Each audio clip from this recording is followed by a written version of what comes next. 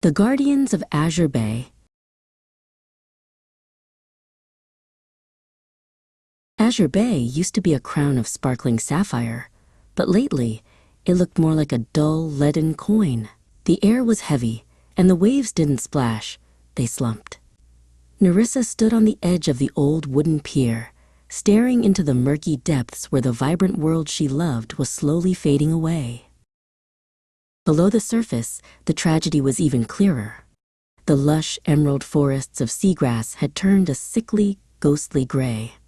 Nerissa dived down, her fingers brushing against the limp blades.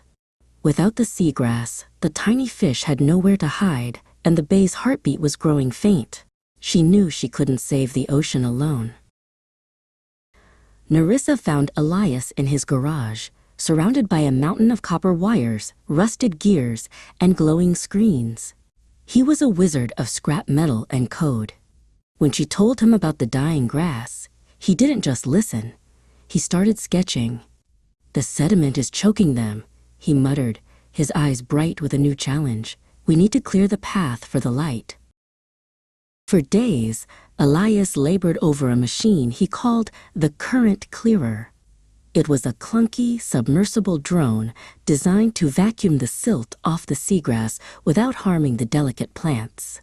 He tightened the last bolt and looked at his creation with a mix of pride and worry.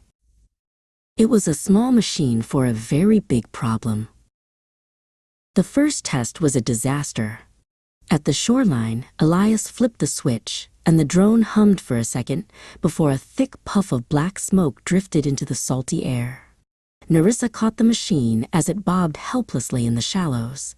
"It's too much for one motor," she sighed. "We need something more than just a machine." Walking back through town, they saw Vesper painting a massive mural on the side of the community center. She was splashing vibrant blues and greens onto the brick, a stark contrast to the gray bay behind her. "You're painting what we're losing," Nerissa said softly. Vesper turned, her brush dripping with teal paint. "No," she replied, "I'm painting what we're going to bring back."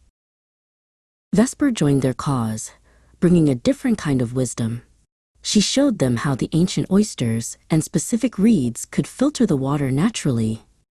"Elias has the tech, and Nerissa has the gills," Vesper said, dumping a bag of hollowed shells onto the table.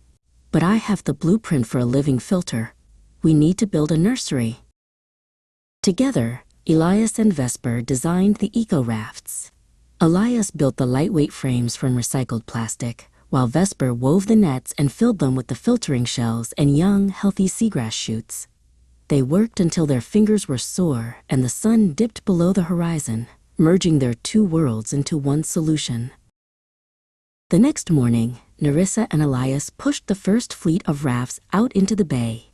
Nerissa guided them to the spots where the silt was thickest, while Elias monitored the water quality on his tablet. The rafts sat on the surface like lily pads, their long, shell-filled tethers reaching down to the seabed to begin their quiet work. Vesper didn't stop at the shore. She stood in the town square, rallying the neighbors and shopkeepers. She handed out bundles of seagrass and instructions on how to reduce the runoff from their gardens. "The bay is our mirror," she told them, her voice ringing out. "If we want it to shine, we have to stop throwing shadows." Weeks passed, and the gray began to retreat. Nerissa and Vesper dived down together to check the progress. The water was clearing, and beneath the rafts, the seagrass was turning green again. Tiny shrimp were darting between the blades, and the living filter was humming with life. The two girls shared a high five through the bubbles. That evening, the three heroes sat on the pier where it had all begun. The water below was no longer leaden. It reflected the orange and violet of the sunset with perfect clarity. They were just three teenagers, but they had proven that when science, art, and passion unite, even the tide can be turned.